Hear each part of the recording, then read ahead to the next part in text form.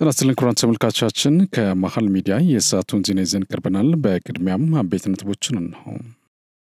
የመቀለ ሰባ ካሬ ቤት ግንባታ ማህበራት አመራርና አባላት ጥያቄያችን ላለፉት 6 ዓመታት ሰሚ ጆሮ አጥቷል በማለት በትግራይ ጊዜያዊ አስተዳደር ፕሬዝዳንት ጽሕፈት ቤት በሰላማዊ ሰልፍ ምሬታቸውን ገለጹ።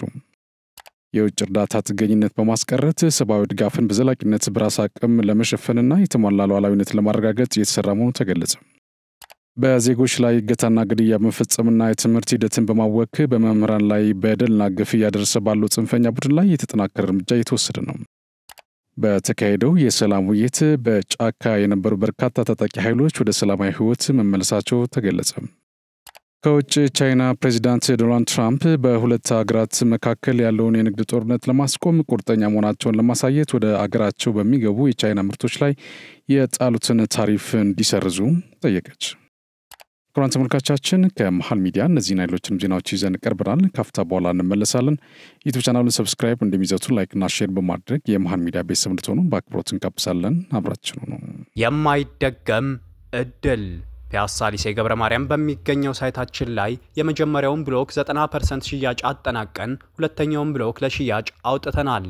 በ10% ቅድመ ክፍያ ያለምንም አይነት ተጨማሪ ወለድ ሙሉ በሙሉ በኢትዮጵያ ብር ከባለ 1 መኝታ 64 ካሬ ጀምሮ እስከ ባለ 3 መኝታ 141 ካሬ አማራጮችን ይዘንልዎት መጥተናል።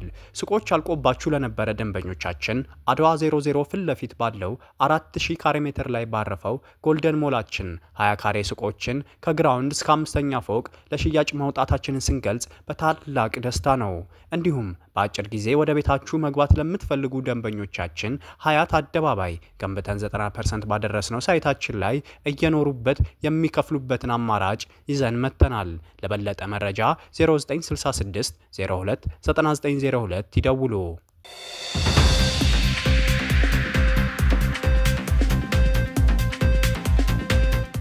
በቅድሚያ የኢትዮጵያን መሰረታዊ ችግሮችን በንግግርና መግባባት ለመፍታት በሚያስችል ሁኔታ የአጀንዳ ማሰባሰብ የምክክር ሂደቱ በተሳካ መልኩ እየተካሄደ መሆኑን የኢትዮጵያ ሀገራዊ ምክክር ኮሚሽን ኮሚሽነር ዶክተር ዮናስ አዳይ ገለጹ። በምክክር ሂደቱ እስካሁን አዲስ አበባና ድሬዳዋን ጨምሮ በተለያዩ ክልሎች የአጀንዳ ማሰባሰብ የምክክር ሂደት ተከናውኗል። በመሆኑም ሂደቱ የተለያዩ የህብረተሰብ ክፍሎች ተወካዮችን በነጻነት ያሳተፈ ሁሉን አቀፍና የተሳካ መሆኑን ኮሚሽነሩ ገልጿል።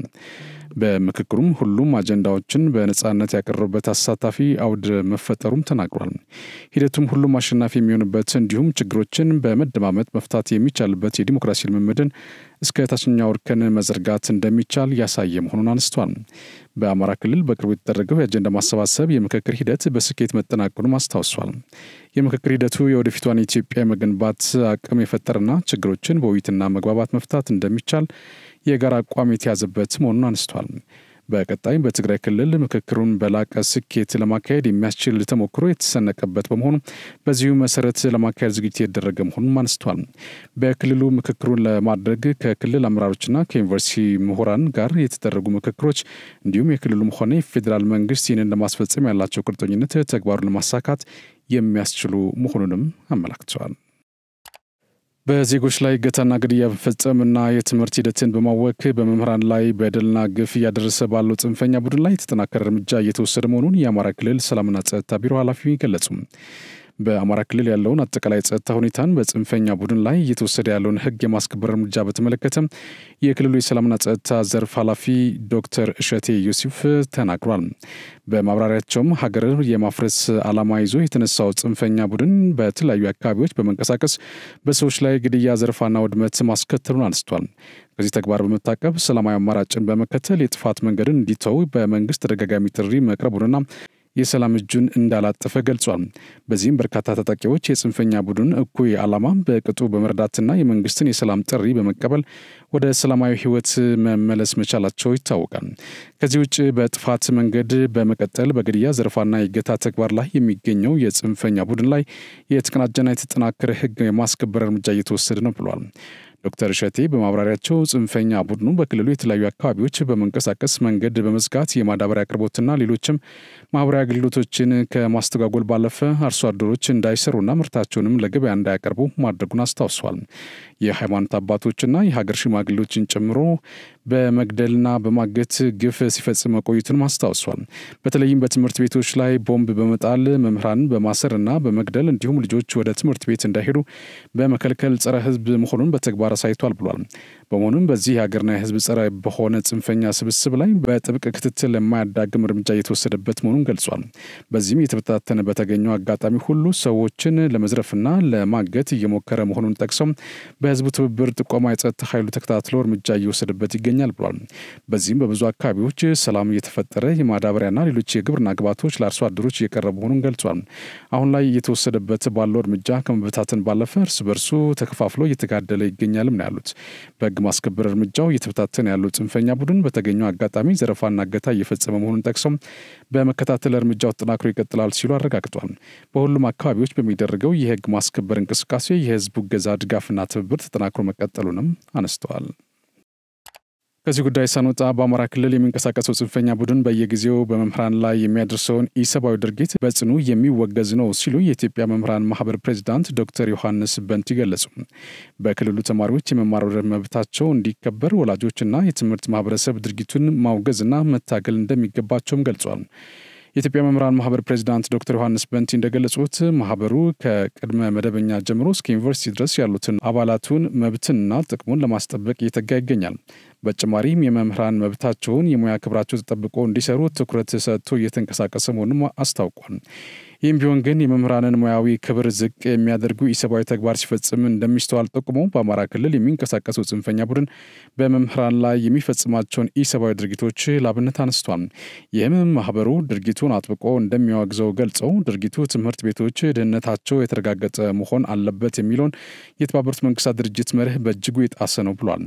በክልሉ አንዳንድ ቦታዎች የተቋረጠውን የመማር ማስተማር እንቅስቃሴ ወደ መደበኛ ስራ እንዲመለስ ከሚመለከታቸው ጋር በህብረት እየተሰራ መሆኑን ተናግረው መምህራን የማስተማሪያ ቁሳቁስ ባልተሟላበት ሁኔታ የሚሰሩ መሆናቸውን ያመላከቱት የማህበሩ ፕሬዝዳንት ዶክተር ዮሐንስ ይህን ተቋቁመው ሙያዊ ኃላፊነታቸውን ለመወጣት በሚያደርጉት ጥረት ኢሰብአዊ ድርጊት ማድረስ ኃላፊነት የጎደለው ተግባር መሆኑን ተናግሯል። በክልሉ ትምህርት ቤቶች አካባቢ የሚደርሰውን ተጽዕኖ በቅርብ የተከታተለ ነው ያሉት ማህበሩ ፕሬዝዳንት ዶክተር ዮሐንስ በማንኛውም ወቅት መምህራን ላይ የሚደርስ ጥቃትን አጥብቀን እንቃወማለን ብሏል። በአሁኑ ወቅት በክልሉ አጠቃላይ በትምህርት ገበታ ላይ የሚገኙ ተማሪዎች ከ40 በመቶ እንደማይበልጥ የገለጹት ዶክተር ዮሐንስ ጽንፈኛው የመማር ማስተማር ሂደት ማስተጓጎሉን የማህበረሰቡን የክልሉም የትምህርት ሁኔታ ወደ ኋላ የሚጎትት መሆኑን ተናግሯል። ትምህርት ቤቶች ለመማር ማስተማር ክፍት መሆን አለባቸው ያሉት የማህበሩ ፕሬዝዳንት ዶክተር ዮሐንስ ሁሉም ማህበረሰብ በተለይ ወላጆች የቅድሚያ ተጎጂ በመሆናቸው ጽንፈኛውን በቃ ሊሉት እንደሚገባም ተናግሯል። ትምህርት ቤቶች ያሉት በየቀበሌው በመሆኑ ወላጆችና የትምህርት ማህበረሰብ ተማሪዎች የመማር መብታቸው እንዲከበርና የመማር ማስተማሩ በተሟላ መልኩ እንዲካሄድ መምከር፣ መገሰጽ እንዲሁም መታገል እንደሚገባቸው አሳስቧል። የኢትዮጵያ መምህራን ማህበር አፍሪካን በመወከል የዓለም የመምህራን ማህበር ስራ አስፈጻሚ ቦርድ አባል መሆኑ ይታወቃል።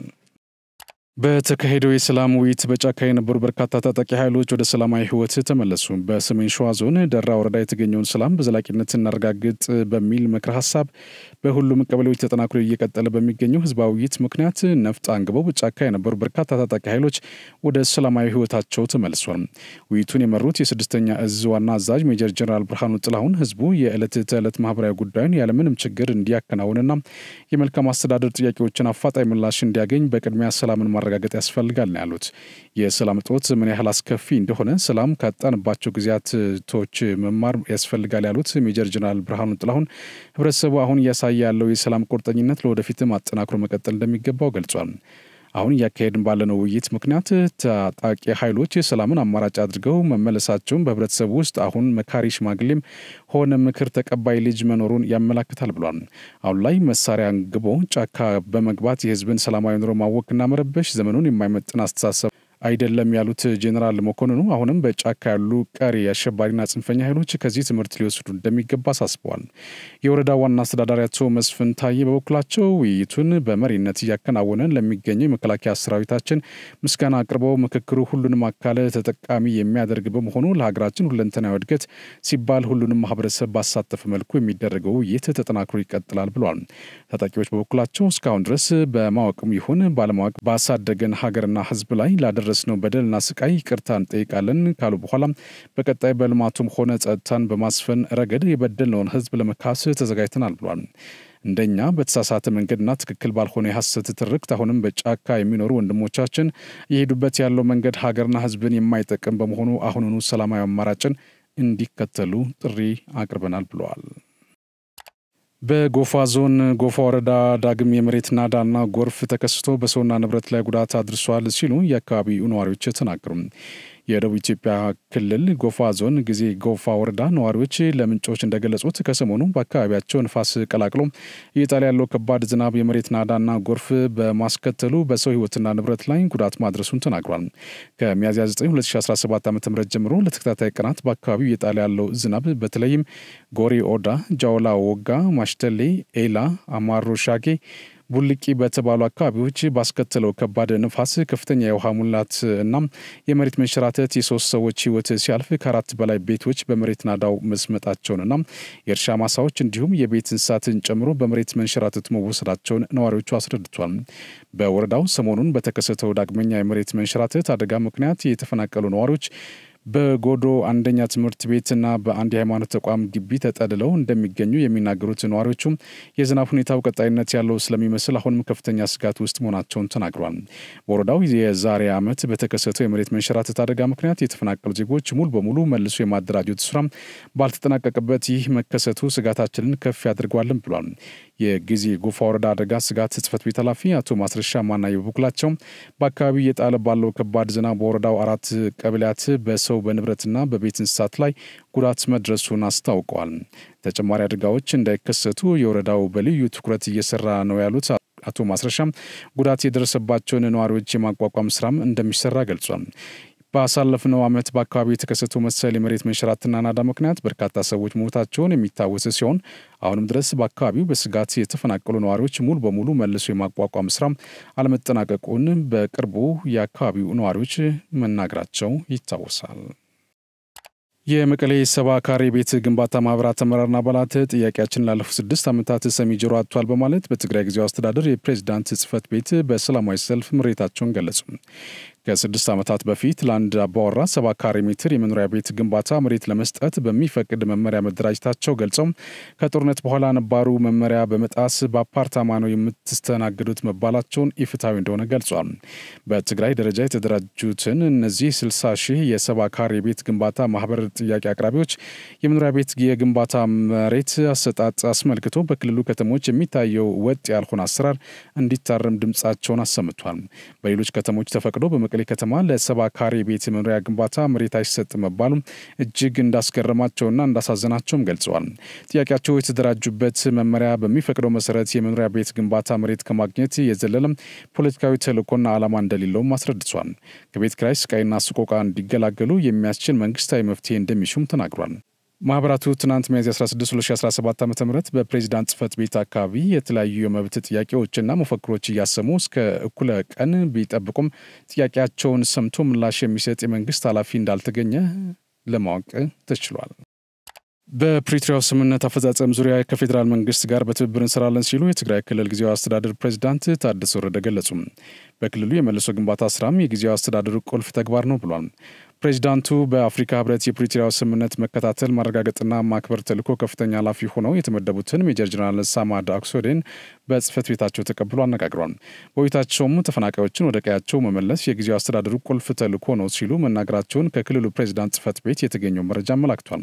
በተጨማሪም ታጣቂዎችን ትጥቅ በማስፈታት ወደ ህብረተሰቡ መቀላቀልና መልሶ ማቋቋምን ጨምሮ በፕሪቶሪያው ስምምነት አፈጻጸም ዙሪያ ከፌዴራል መንግስት ጋር በትብብር እንደሚሰራም ገልጿል። ጦርነት ሊነሳ ይችላል የሚል ስጋት በአንዳንድ አካላት እንደሚነሳ የጠቀሱት ፕሬዚዳንቱ በማንኛውም ምክንያት ወደ ዳግም ጦርነት የሚገባበት ምክንያት የለም ሲሉም አረጋግጧል።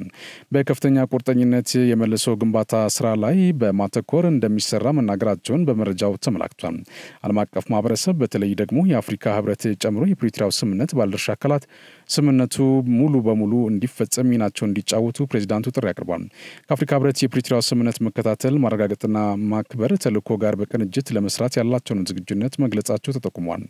በአፍሪካ ህብረት የፕሪቶሪያው ስምምነት መከታተል ማረጋገጥና ማክበር ተልዕኮ ከፍተኛ ኃላፊ ሜጀር ጀነራል ሳማድ አክሶዴ በበኩላቸው ለፕሪቶሪያው ስምምነት የተሟላ ትግበራ የሚቻላቸውን ሁሉ እንደሚያደርጉ መግለጻቸው ተመላክተዋል። በ3 ወራት ውስጥ 943 ፍቺዎች እንዲሁም 53 ውሳኔ የተሰጠባቸው ጉድ ፍቻዎች ምዝገባ ተከናውኗል ተባለ። የአዲስ አበባ ከተማ ሲቪል ምዝገባና የነዋሪነት አገልግሎት ኤጀንሲ ከፌዴራል የመጀመሪያ ፍርድ ቤት ጋር የፍቺና ጉድ ፍቻ ውሳኔዎችን መዝግበው በአንድ መስኮት አገልግሎት ለመስጠት የጋራ ስምምነት ፈጽመው እየሰሩ ሲሆን ላለፉት 3 ወራት ውስጥ የተሰሩ ስራዎችን አፈጻጸም በጋራ ገምግመዋል። በዚህም ወቅት በቀረበ ሰነድ 996 ተገልጋዮች በ3 ወራት የኩነት ምዝገባ አገልግሎትን በፍርድ ቤቶች በአንድ መስኮት ማግኘታቸው ተመላክቷል። ከዚህም ውስጥ ውሳኔ ያገኙ 943 ፍቺዎች እንዲሁም 53 ውሳኔ የተሰጠባቸው ጉድ ፍቻዎች በወቅቱም ምዝገባ በማድረግ በአንድ ማዕከል በፍርድ ቤቶች አገልግሎት መሰጠቱም ተመላክቷል።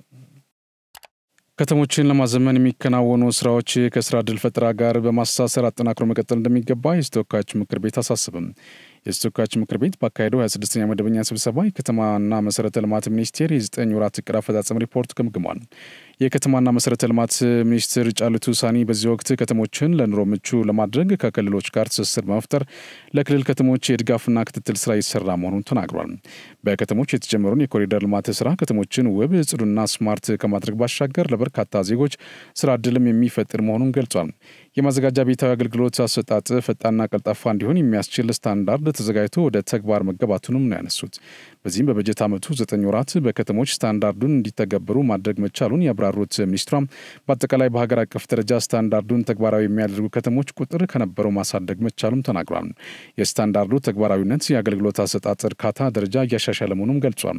አነስተኛ ከተሞችን የገጠር ማዕከላትን በፕላን እንዲመሩ ለማድረግ የተጀመሩ ስራዎች ውጤታማ መሆናቸውን ጠቆም ለአብነትም በፕላን የሚመሩ የገጠር የልማት ማዕከላት ሽፋንን ማሳደግ መቻሉን አነስቷል።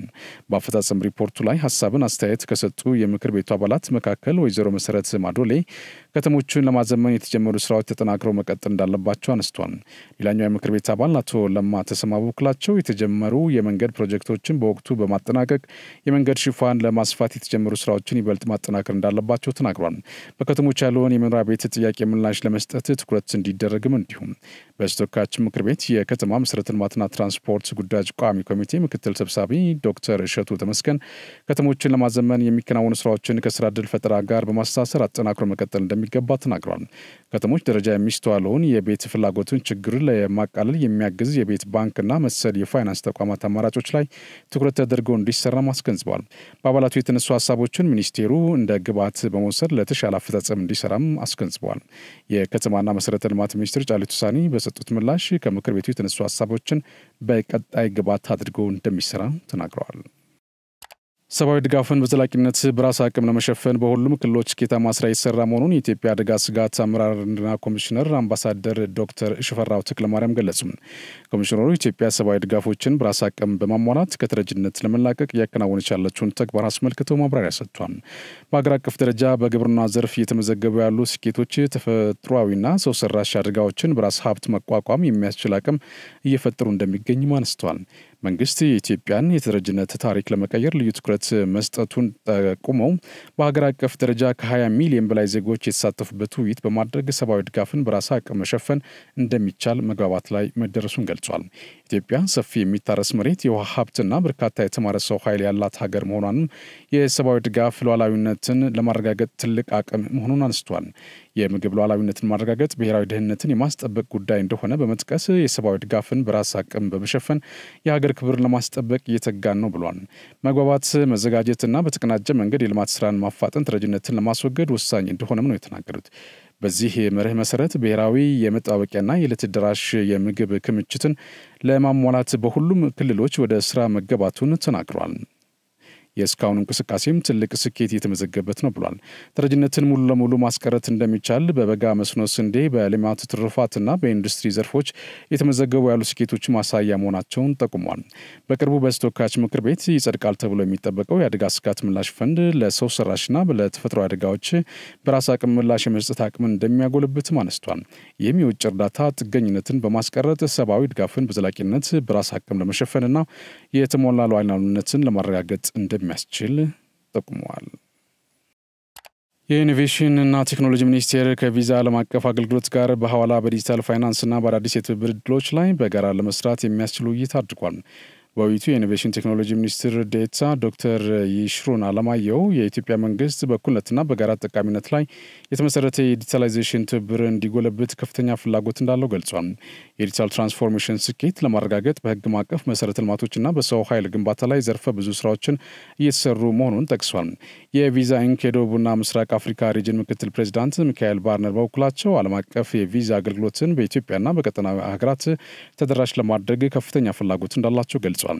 የቪዛ ክፍያ መፍትሄዎችን፣ ቴክኖሎጂዎችና የዲጂታል ስነ ምህዳርን በኢትዮጵያ ለማጎልበት እንደሚያስችል ገልጸው ዓለም አቀፍና ክልላዊ ተሞክሮዎችን እንደሚተገብሩም ጠቁመዋል።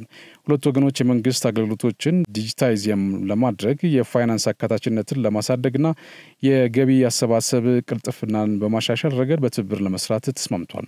በተጨማሪም የኢትዮጵያን አጠቃላይ የዲጂታል ትራንስፎርሜሽን አጀንዳ፣ የዲጂታል ስትራቴጂው የቅድሚያ ፕሮጀክቶችና ትግበራ እቅዶችን ለመደገፍና በጋራ ለመስራት ስምምነት ላይ መድረሱን የሚኒስቴሩ መረጃ አመለክቷል።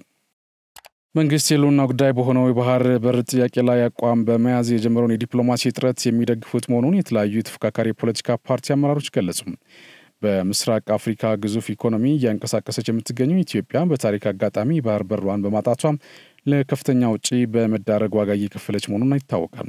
ከ120 ሚሊዮን በላይ ህዝብ ያላት የብዙ ህዝብና የግዙፍ ኢኮኖሚ ባለቤት የሆነችው ሀገር ያለ ባህር በር ተዘግታ መኖር የለባትም በሚል መንግስት ጽኑ አቋም ይዞ እየሰራ ይገኛል። በዚህ ጉዳይ ላይ ኢዜአ ያነጋገራቸው የተለያዩ ፖለቲካ ፓርቲ አመራሮች የኢትዮጵያ ባህር በር ጥያቄ የህልውና ጉዳይ መሆኑን አቋም በመያዝ መንግስት የጀመረውን የዲፕሎማሲ ጥረት የሚደነቅ ነው ብሏል። በአፋር ክልል ከሚንቀሳቀሱ የፖለቲካ ፓርቲዎች መካከል የአፋር ነጻ አውጪ ግንባር ፓርቲ አንጌፓ ሊቀመንበር ሃንፍሬ አልሚራህ ኢትዮጵያውያን ቀይ ባህርን በቅርበት እየተመለከቱ የባህር በር ተጠቃሚ አለመሆናቸው በየትኛውም መመዘኛ ትክክል አይደለም ብሏል። በመሆኑም ሀገራዊ ለውጡን ተከትሎ የኢትዮጵያን ብሔራዊ ጥቅም ለማስጠበቅ በመንግስት እየተደረገ ያለውን ጥረት አድንቀው በተለይም የባህር በር ጥያቄው የሁላችንም ጉዳይ ነው ሲሉ ተናግሯል። በዚህ ረገድ አንግባ የመንግስትን የዲፕሎማሲ ጥረት በማገዝ ከፊት የሚሰለፍ መሆኑን አረጋግጠው የሀገርን ብሔራዊ ጥቅም ማስቀደም የሁላችንም አጀንዳ መሆን አለበት ብሏል። የአፋር አብዮታዊ ዲሞክራሲያዊ አንድነት ግንባር አርዱፍ ምክትል ሊቀመንበር አቶ መሐመድ አወል ወገሪስ በበኩላቸው ለኢትዮጵያ የባህር በር ጉዳይ የቅንጦት ሳይሆን የህልውና ጉዳይ መሆኑን እርግጥ ነው ሲሉ ተናግሯል። በመሆኑም መንግስት የጀመረውን የዲፕሎማሲ ጥረት በማገዝ የኢትዮጵያ የባህር በር ባለቤት እንድትሆን በሚቻለው ሁሉ ገዛ እናደርጋለን ብሏል። የአርጎባ ብሔረሰብ ዲሞክራሲያዊ ንቅናቄ አብዴን ጸሐፊ አቶ በክሪ አህመድ የባህር በር ጥያቄው ለኢትዮጵያውያን የህልውና ጉዳይ መሆኑን ለማንም ግልጽ ነው ሲሉ ተናግሯል። በመሆኑም የመንግስትን የዲፕሎማሲ ጥረት በማገዝ ያለምንም ልዩነት ለሀገር ህልውናና ብሔራዊ ጥቅም በጋራ እንሰራለን ብሏል። የመንግስትን የዲፕሎማሲ ጥረት ፓርቲያቸው ሙሉ በሙሉ የሚደግፈውና ለተፈጻሚነቱም የሚያግዝ መሆኑን አረጋግጠዋል። ለስደትና ፍልሰት ዘላቂ መፍትሄ ለመፍጠር ቀጠናዊ ትብብር ማጠናከር እንደሚገባ ምሁራን ገለጹ። የአዲስ አበባ ዩኒቨርሲቲ የስደትና ፍልሰት ጥናት ማዕከል ከዓለም አቀፍ ቀጠናዊ ዘላቂ መፍትሄ ሴክሬታሪያት ተቋም ጋር በመተባበር ዓለም አቀፍ ጉባኤ በአዲስ አበባ በመካሄድ ላይ ይገኛል። በጉባኤው ላይ የአዲስ አበባ ዩኒቨርሲቲ ተጠባባቂ ፕሬዚዳንት ዶክተር ሳሙኤል ክፍሌ፣ የዩኒቨርሲቲው የስራ ኃላፊዎች፣ የስደተኞችና ተመላላሾች አገልግሎት ዋና ዳይሬክተር ወይዘሮ ጤባ ሐሰን፣ በኢትዮጵያ የካናዳ አምባሳደር ጆሹዋ ታብሃን ጨምሮ ጥሪ የተደረገላቸው እንግዶች ተሳትፏል። ከካናዳ ከምስራቅ አፍሪካ እና ከ19 የኢትዮጵያ ዩኒቨርሲቲዎች የተጋበዙ የዘርፉ ምሁራን፣ ዓለም አቀፍ ተቋማት፣ የልማት አጋሮች፣ ፖሊሲ አውጪዎችና አስፈጻሚዎች በጉባኤው ላይ ታድመዋል። ጉባኤው በግዳጅ ስደትና ፍልሰት ላይ የደቡባዊ ዓለም እይታ በፖሊሲ ምርምርና ትግበራ ጥምረት አንጻር ሲቃኝ በሚል መሪ ሀሳብ የሚደረግ ነው። የአዲስ አበባ ዩኒቨርሲቲ ተጠባባቂ ፕሬዚዳንት ዶክተር ሳሙኤል ክፍሌ በቀጠናው ባለፉት ጥቂት ዓመታት በተለያዩ ምክንያቶች ከቤት ንብረታቸው መፈናቀላቸውን ገልጿል። ይህን መሰል መድረክ መዘጋጀቱ መፍትሄዎች ላይ ለመወያየት እድል የሚሰጥ ነው ብሏል። የስደትና የፍልሰት ችግሮች ለመፍታት ዘርፈ ብዙ ስራዎች እንደሚጠበቁ የገለጹት የጉባኤው ተሳታፊዎች ለስደትና ፍልሰት ዘላቂ መፍትሄና ለመፍጠር ቀጠናዊ ትብብርን ለማጠናከር እንደሚገባ አሳስቧል። በሰዎች መፈናቀልና ስደት ላይ ያተኮሩ ምርምሮች፣ ፖሊሲዎችና ተፈጻሚ የሚሆኑ ስልቶች ቀርበው ውይይት እንደተደረገባቸው የዩኒቨርሲቲው መረጃ አመላክቷል። የ2017-18 የመኸር ወቅት የሚውል 5.5 ሚሊዮን ኩንታል የአፈር ማዳበሪያ ወደ ዩኒዮኖች ማህበራት መድረሱን የኦሮሚያ ክልል ህብረት ስራ ማስፈጸሚያ ኤጀንሲ አስታወቀ። ማዳበሪያው በጊዜ በመድረሱ ስርጭቱን በአግባቡ እየተከናወነ መሆኑን የገለጹት የኤጀንሲው ምክትል ኃላፊ ሀንሲኒ መሐመድ አቅርቦቱ ካለፉት ዓመታት ተመሳሳይ ወቅት ጋር ሲነጻጸር የ2 ሚሊዮን ኩንታል ብልጫ እንዳለው ገልጿል። ዘንድሮ 10.5 ሚሊዮን ኩንታል የአፈር ማዳበሪያ ለማቅረብ መታቀዱን አውስተው ዩኒዮኖቹን ማህበራት ጋር ከደረሰው 5.5 ሚሊዮን ኩንታል መካከል ከ800 ሺህ ኩንታል የሚልቀው ለአርሶ አደሩ ተሰራጭቷል ብሏል። የመኸር ወቅቱ ቀደሞ በሚጀመርባቸው አካባቢዎች ቅድሚያ በመስጠት የማዳበሪያ ስርጭት እየተከናወነ መሆኑን እና ሙሉ በሙሉ ለአርሶ አደሩ ለማድረስ ከባለድርሻ አካላት ጋር ርብርብ እየተደረገ መሆኑንም ጠቁሟል። የግብይት ሂደቱ በዲጂታል መንገድ እየተከናወነ መሆኑን ያነሱት ምክትል ኃላፊዋ የህገወጥ የማዳበሪያ ስርጭትን ለመከላከል ማገዙን አረጋግጠዋል። የዜና በቀጥታ የሚተላለፍላችሁ ከመሃል ሚዲያ ነው። ወደ ዜና አልፋለሁ። የማይደገም እድል ፒያሳ ሊሴ ገብረ ማርያም በሚገኘው ሳይታችን ላይ የመጀመሪያውን ብሎክ 90% ሽያጭ አጠናቀን ሁለተኛውን ብሎክ ለሽያጭ አውጥተናል። በ10% ቅድመ ክፍያ ያለምንም አይነት ተጨማሪ ወለድ ሙሉ በሙሉ በኢትዮጵያ ብር ከባለ 1 መኝታ 64 ካሬ ጀምሮ እስከ ባለ 3 መኝታ 141 ካሬ አማራጮችን ይዘንልዎት መጥተናል። ሱቆች አልቆባችሁ ለነበረ ደንበኞቻችን አድዋ 00 ፊት ለፊት ባለው 4000 ካሬ ሜትር ላይ ባረፈው ጎልደን ሞላችን 20 ካሬ ሱቆችን ከግራውንድ እስከ 5ኛ ፎቅ ለሽያጭ ማውጣታችንን ስንገልጽ በታላቅ ደስታ ነው። እንዲሁም በአጭር ጊዜ ወደ ቤታችሁ መግባት ለምትፈልጉ ደንበኞቻችን ሀያት አደባባይ ገንብተን 90% ባደረስነው ሳይታችን ላይ እየኖሩበት የሚከፍሉበትን አማራጭ ይዘን መጥተናል። ለበለጠ መረጃ 0966 02 9902 ይደውሉ። የምስራቅ አፍሪካ የልማት በይነ መንግስታት ባለስልጣን ኢጋድ ዋና ጸሐፊ ዶክተር ወርቅነህ ገበየሁ አባል ሀገራትና ዓለም አቀፍ አጋሮች ለአፍሪካ የድጋፍና ማረጋጋት ተልዕኮ አውሰው ጠንካራ ድጋፍ እንዲያደርጉ ጥሪ አቀረቡ። የአፍሪካ ህብረት የድጋፍና የማረጋጋት ተልዕኮ አውሰው የሰላም አስከባሪ ኃይል አስተዋጽኦ የሚያደርጉ ሀገራት አስቸኳይ ጉባኤ ዛሬ በዩጋንዳ ካምፓላ እየተካሄደ ነው። የኢጋድ ዋና ጸሐፊ ዶክተር ወርቅነህ ገበየሁ በጉባኤው ባደረጉት ንግግር የአውሰም ተልዕኮን የሚያግዝ ድጋፍ መዘርጋት እንደሚገባ ገልጿል። የቀጠናው ተቋም አባል ሀገራት ሽብርተኞችን ለማጥፋት በሚደረገው ጥረት ሎጂስቲክስን ጨምሮ የተለያዩ ድጋፎችን ማድረግ እንደሚጠበቅባቸው አመላክቷል። ለሶማሊያ የጸረ ሽብር ዘመቻ የተቀናጀና በበቂ ሁኔታ በፋይናንስ መደገፍ የሚያስችል አካሄድ መከተል ይገባልም ብሏል። የሶማሊያ መንግስትና የጸጥታ ኃይሎች አልሸባብን በመዋጋት ላመጡትን ለውጥ እውቅና የሰጡት ዋና ጸሐፊው የተገኙ ድሎችን ለማስቀጠል ዘላቂ ቀጠናዊና ዓለም አቀፋዊ ድጋፍ እንደሚያስፈልግ ተናግሯል። ኢጋድ ከአፍሪካ ህብረት፣ ከተባበሩት መንግስታት ድርጅትና ሌሎች አጋሮች ጋር በመሆን በአባል ሀገራት ዘላቂ ሰላም፣ ደህንነቱና ልማቱ እንዲሰፍን በትብብር ለመስራት ቁርጠኛ ነው ብሏል ዋና ጸሐፊው። ኢጋድ ሰላማዊ የተረጋገጠና ደህንነቷ የተጠበቀ ሶማሊያ ለመፍጠር የተያዘው ራዕይ እውን እንዲሆን ከአህጉሪቷ ጎን በመቆም በትብብር እንደሚሰራ መግለጻቸውን ከኢጋድ የተገኘው መረጃ መላክቷል። አስቸኳይ ጉባኤ የፋይናንስ ማዕቀፎችና ፍኖተ ካርታ ማዘጋጀትን ጨምሮ የአፍሪካ ህብረት ተልዕኮ በሶማሊያ የሚኖረውን አጠቃላይ ቆይታ ላይ ውሳኔዎችን ያስተላልፋል ተብሎም ይጠበቀዋል። በጉባኤው ላይ የአፍሪካ ህብረት ከፍተኛ አመራሮች፣ የኢጋድ አባል ሀገራት፣ የቀጠናዊና ዓለም አቀፋዊ ተቋማት ተወካዮች እንዲሁም አጋሮች ተገኝተዋል። ቻይና ፕሬዚዳንት ዶናልድ ትራምፕ በሁለቱ ሀገራት መካከል ያለውን የንግድ ጦርነት ለማስቆም ቁርጠኛ መሆናቸውን ለማሳየት ወደ ሀገራቸው በሚገቡ የቻይና ምርቶች ላይ የጣሉትን ታሪፍ እንዲሰርዙ ጠየቀች። የትራምፕ አስተዳደር የንግድ ውይይት እየተካሄደ መሆኑን ቢገልጽም ይህ ከእውነት የራቀ መሆኑን አንድ የቻይና ባለስልጣን ተናግሯል። በሁለቱ ባለግዙፍ ኢኮኖሚ ባለቤቶች መካከል ያለው የንግድ ጦርነት ከጊዜ ወደ ጊዜ እየተባባሰ የመጣ ሲሆን የተጣለባት ታሪፍ ምክንያት ቻይና ከአሜሪካ የያዘችውን ቦይንግ አውሮፕላኖች አልፈልግም በማለት መልሳለች። ትራምፕ በቻይና ላይ ያላቸውን አቋም ለመለዘብ የታየበት መሆኑን ሲገልጹም እስካሁን በቻይና ምርቶች ላይ የጣሉት ቀረጥ በከፍተኛ ደረጃ ይቀንሳል ቢሉም ዜሮ ግን አይሆንም ብሏል።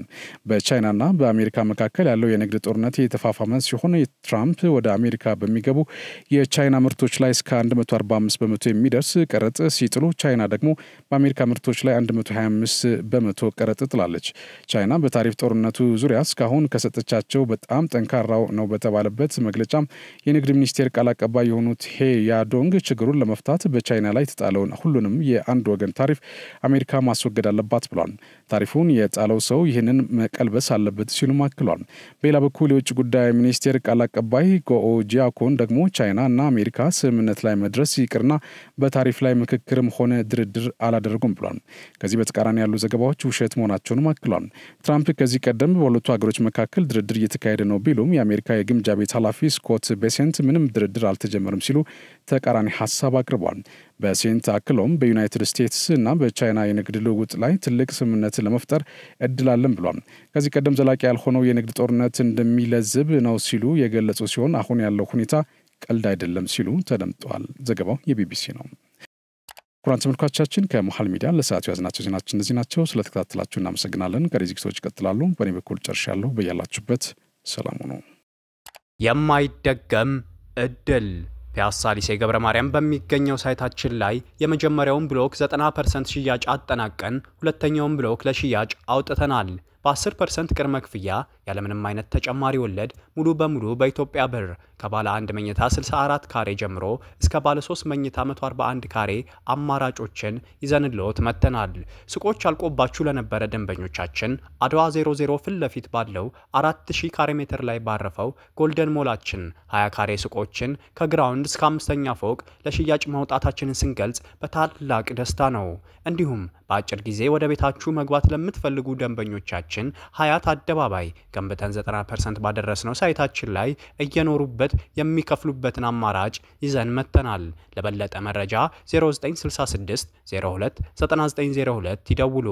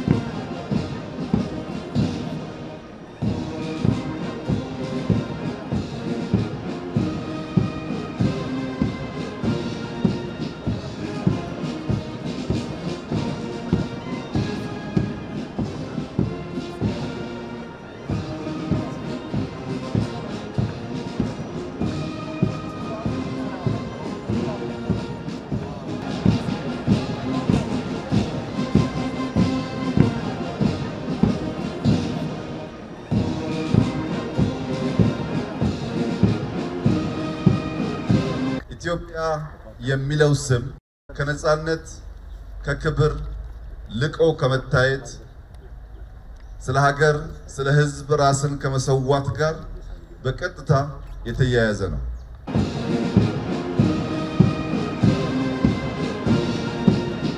ኢትዮጵያውያን የሰውን በመንካት አንታወቅም። በታሪካችን በሙሉ ግን ሊነኩን የመጡ ከቅርብም ከሩቅም አሳፍረን መመለስ ደግሞ ተግባራችን ማንነታችንና መለያችን ነው። አንነካም። ከመጡብን ግን ማንንም በኢትዮጵያ ሉዓላዊነትና ክብር አንደራደርም።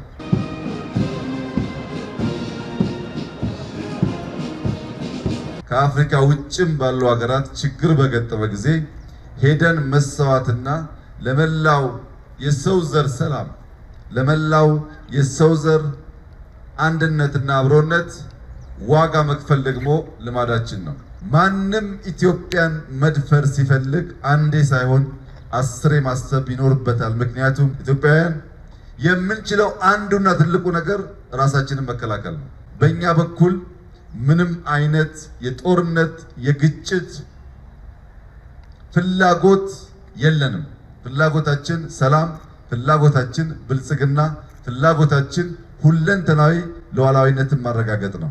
ሰላም በእጅጉ ስለሚያስፈልገን በውስጥም ሰላም በውጭም ሰላም ከሁሉ ጋር በትብብር መንፈስ አብሮ ማደግ እንፈልጋለን። ከምን ጊዜውም በላይ ኢትዮጵያን ለመታደግ ለመጠበቅ በቂ ዝግጅት እንዳላችሁ እናውቃለን።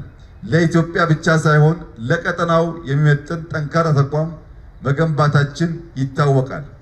ይህ ተቋም ሰላም የሚያስከብር ብቻ ሳይሆን ልማት የሚያመጣ፣ ኢንዱስትሪ የሚያስፋፋ፣ ከችግር የሚያወጣ፣ የሚመራመር፣ የሚፈጥር ለመላ የአፍሪካ ወታደሮች የስልጠና የእውቀት ምንጭ እንደሚሆን ተስፋዬ የላቀ መሆኑን እየገለጽኩ አሁንም እጅ ለእጅ ተያይዘን የኢትዮጵያን ሁለንተናዊ ሉዓላዊነት መጠበቅ፣ ልማቷን ማፋጠን፣ ብልጽግናዋን ማረጋገጥ፣ ለሌሎች መትረፍ፣ የሌሎችን ሰላም መጠበቅ፣ የሌሎችን ችግር መጋራት የሁል ጊዜ ልማዳችን፣ ባህላችን፣ ተግባራችን እንዲሆን ወታደሩ፣ ፖሊሱ ሀገሩን እየጠበቀ፣ አርሶ አደሩ እያረሰ፣ ተማሪው እየተማረ፣ ተመራማሪው እየተመራመረ በሁሉም የሥራ መስክ የኢትዮጵያን ከፍታ ለማረጋገጥ የሚያስችል ተግባራት መፈጸም የተሟላ ሉዓላዊነት ለማረጋገጥ ስለሚያግዝ ሁሉም ኢትዮጵያዊ ተባብሮ በየሥራ መስኩ እንዲተጋና የኢትዮጵያን ብልጽግናና አይነኬነት ዳግም ለልጆቹ እንዲያረጋግጥ በታላቅ ትህትና እየጠየቁ እኛ ኢትዮጵያውያንን የሰው አንፈልግም፣ የሚፈልገንና የሚነካንን ግን እንደ ልማዳችን አሳፍረን እንመልሳለን።